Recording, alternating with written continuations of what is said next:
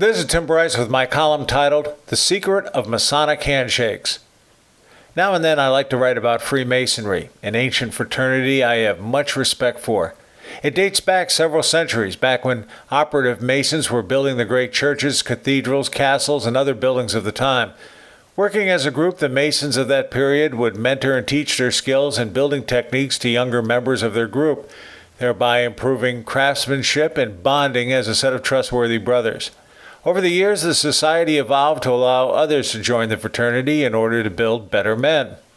Today, the Masons are a very tight-knit group who actively participate in their communities, promote morality, and come to the assistance of others, not just members of their own group. As the fraternity spread around the world, certain words and handshakes were invented to identify brother Masons.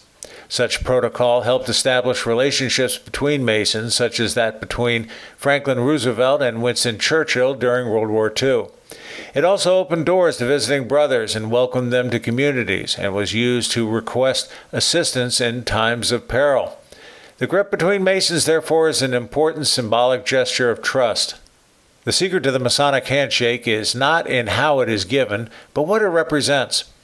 Those who learn it are taught to subscribe to the three basic tenets of Freemasonry, which are friendship, morality, and brotherly love.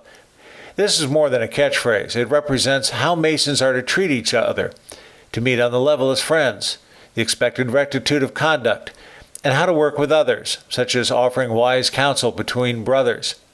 Such a handshake creates a bond between people, just as the ancient Masons tried to build in their society a fellow craftsman.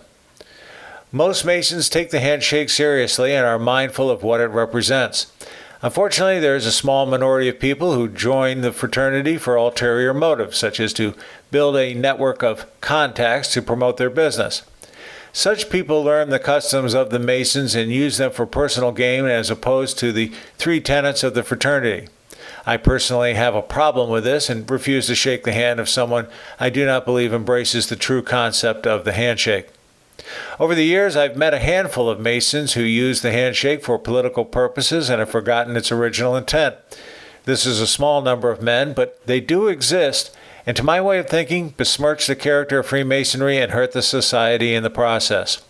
If you cannot trust the person, there is little point in extending your hand, regardless of their Masonic title. So the secret to the Masonic handshake is that it represents a type of relationship and rapport you expect between brothers. I would like to believe the Masonic handshake is foolproof. Unfortunately, it is not. Without a clear understanding of what the handshake represents, it becomes meaningless and a symbol of the fraternity's decay. Friends, keep the faith. This is Tim Bryce in Palm Harbor, Florida. Follow me on the internet at timbryce.com.